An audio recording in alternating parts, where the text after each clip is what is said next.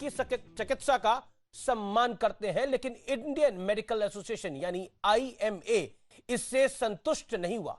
बाबा रामदेव को 1000 करोड़ की मानहानि का नोटिस भेजा गया। यह भी कहा गया कि बाबा रामदेव अपने बयान पर खंडन वाला अब वीडियो पोस्ट करें और लिखित माफी भी मांगे, जिसके बाद यह विवाद और तेज हो गया। बाबा रामदेव के खिलाफ कई जगह एफआईआर करवाई गई। अब यह विवाद कहीं ना कहीं बाबा वर्सेस एलोपैथी नहीं बल्कि आयुर्वेद बनाम एलोपैथी बन गया है। एक तरफ आयुर्वेद के समर्थन वाले लोग हैं जो एलोपैथी पर सवाल उठा रहे हैं, तो दूसरी तरफ कुछ बाबा रामदेव के विरोध में जुट गए हैं। इसलिए अब बाबा रामदेव से सीधा संवाद करना बेहद आवश्यक है। आखिर यह टकराव किस तरफ जा रहा है? देश के लोगों के मन में कई सवाल हैं, यानी आपके मन में कई सवाल हैं, और मैं आप सबका प्रतिनिधि बनकर ये सारे सवाल बाबा रामदेव से आज पूछूंगा।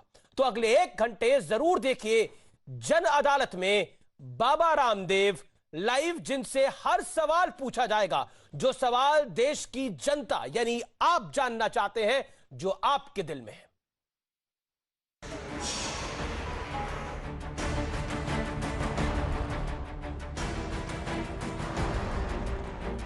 लाखों लोगों की मौत का कारण एलोपैथी है।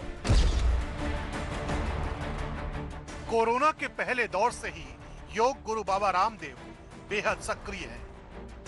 योग के जरिए कोरोना से लड़ाई को मजबूत बनाने के लिए बाबा रामदेव ने कई सुझाव दिए, जिनकी तारीफ भी हुई और लोगों ने अपनाया भी। लेकिन इसके साथ साथ विवाद भी चलता रहा। पहला विवाद हुआ पतंजलि की कोरोनिल को लेकर, जो पिछले साल जून में कोरोना की दवा के तौर पर लॉन्च हुई, लेकिन इसे कोरोना की दवा बताने पर जबरदस्त विवाद हो गया। बाद में आयुष मंत्रालय ने इम्यूनिटी बूस्टर दवा के तौर पर इसे हरी झंडी दी। हालांकि कोरोना काल में सबसे बड़ा विवाद बाबा रामदेव के हाल ही में दिए गए एक और बयान को लेकर हो गया है, जिसमें उन्होंने एलोपैथी को मूर्खतापूर्ण विज्ञान बता दिया। एलोपैथी एक ऐसी स्टूपिड और दिवालिया साइंस है, जितने लोगों की मौत हॉस्पिटल न जाने के कारण से हुई, ऑक्सीजन न मिलने के कारण से हुई है, उससे ज्यादा लोगों की मौत ऑक्सीजन के बावजूद हुई है, दवा एलोपैथी की दवा मिलने के बावजूद हुई है। लाखों लोगों की मौत का कारण एलोपैथी है। इस बयान पर बाबा रामदेव और एलोपैथिक डॉक्टरों के बीच जबरदस्त जंग छिड़ गई। डॉक्टर हर्षवर्धन ने पत्र लिखकर आपत्तिजनक बयान वापस लेने की मांग की, जिसके बाद बाबा रामदेव ने अपने बयान पर खेद जताया और कहा कि असल में उनका बयान एक व्हाट्सएप पर आधारित था। बाबा रामदेव ने यह भी कहा कि वो चिकित्सा की हर पद्धति का सम्मान करते हैं, लेकिन इंडियन मेडिकल एसोसिएशन ने खंडन वाला वीडियो और लिखित माफी की मांग करते हुए बाबा रामदेव को 1000 करोड़ रुपए का मानहानि नोटिस भेज दिया। दिल्ली से लेकर पश्चिम बंगाल और छत्तीसगढ़ में बाबा रामदेव के खिलाफ एफआईआर भी करवाई गई। लेकिन अब ये मुद्दा कहीं न कहीं आयुर्वेद बनाम एलोपैथी बनता जा रहा है। स्वामी रामदेव जी ने कितना बड़ा योगदान इस देश को दिया है ना। आयुर्वेद के प्रति एक आशा बंधना प्रारंभ हुआ। रामदेव बाबा कोई संत महंत नहीं है, वो एक कमर्शियल और बिजनेसमैन है। रामदेव बाबा जिस तरह से लोगों को और भारत की आम जनता को एक तरह की गलत बातें बता रही है, जिससे आम आदमी का नुकसान हो सकता है।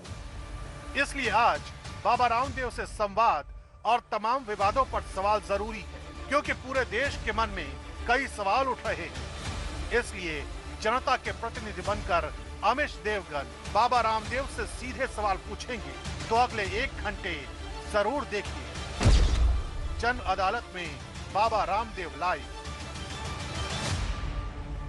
और आज पूरा देश बाबा रामदेव से सवाल पूछेगा। न्यूज 18 नेटवर्क देश का जाना माना नेटवर्क है, सबसे बड़ा नेटवर्क है। कश्मीर से लेकर कन्याकुमारी तक न्यूज 18 के अपने चैनल्स हैं। तो आज हमारे साथ कई संपादक भी जुड़ेंगे न्यूज 18 रीजनल चैनल्स के, जो कि सवाल पूछेंगे बाबा रामदेव से। और बाबा रामदेव इस समय जन अदालत में हमारे साथ लाइव और एक्सक्लूसिव मौजूद है। बाबा नमस्कार।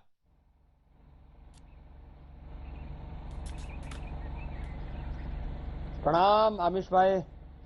और सारे आपके संपादकों को और पूरे देश के लगभग 18 चैनल पर आज आप सीधा संवाद कर रहे हैं। इसके लिए अभिनंदन है कि सत्य और प्रखर रूप से सब तक पहुंचे और लोग, क्योंकि आरोग्य उनका जन्मसिद्ध अधिकार है, तो जान सकें कि कौन सी पैथी से मैं क्या बेहतर लाभ पा सकता हूं। प्रणाम मेरा आपको बहुत बहुत। जी बाबा रामदेव, ऐसा क्यों है कि आप अक्सर विवादों में घिर जाते हैं या फिर आपको विवादों में घसीट लिया जाता है? सवाल यह खड़ा होता है, जनता जनार्दन का प्रतिनिधि बनकर आज मैं आपसे सवाल पूछ रहा हूं, आप जानबूझकर ऐसे बयान देते हैं या फिर हंगामा खड़ा कर दिया जाता है?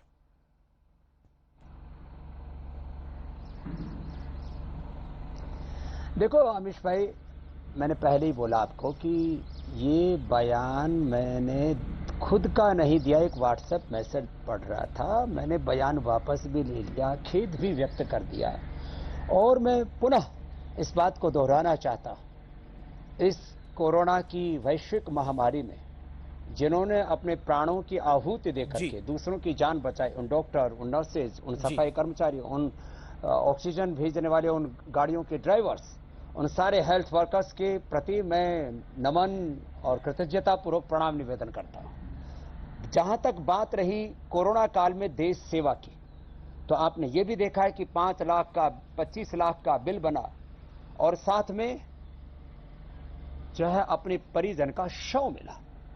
मैं किसी पर आरोप नहीं लगा रहा हूं जी, लेकिन ये बात कहना चाहता हूं, यद्यपि शल्य चिकित्सा सर्जरी के भी आविष्कर्ता महर्षि सुश्रुत हैं, उसके बावजूद भी आधुनिक चिकित्सा विज्ञान एलोपैथी ने सर्जरी में बहुत प्रगति की है।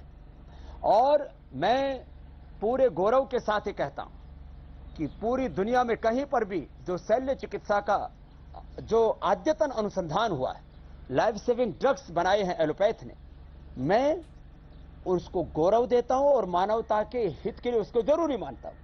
लेकिन इन दो चीजों को छोड़ करके, लाइफ सेविंग ड्रग्स और सर्जरी को छोड़ करके, चाहे बीपी को क्योर करने की बात हो, चाहे हार्ट डिजीज को रिवर्स करने की बात हो, शुगर को क्योर करने की बात हो, अस्थमा, हेपेटाइटिस, लिवर सिरोसिस और तमाम तरह के इनक्योरेबल डिजीज, जेनेटिक डिजीज, यहां तक कि सिर दर्द से लेकर के पेट दर्द तक, हर बीमारी में 98% बीमारियों को हम योग, आयुर्वेद, नेचुरोपैथी, खान पान के जो हमारी जीवन शैली के तौर तरीके उनसे ठीक कर सकते हैं। इसमें आपत्ति क्या है? मैंने 25 प्रश्न पूछे, अभी तक एक उत्तर नहीं आया, क्योंकि आने वाले शायद 25-50 सालों तक भी एलोपैथ उसका उत्तर न दे पाए, क्योंकि इनके पास बीमारियों का कंट्रोल तो है, योग, आयुर्वेद, नेचुरोपैथी की तरह इनके पास क्योर नहीं है।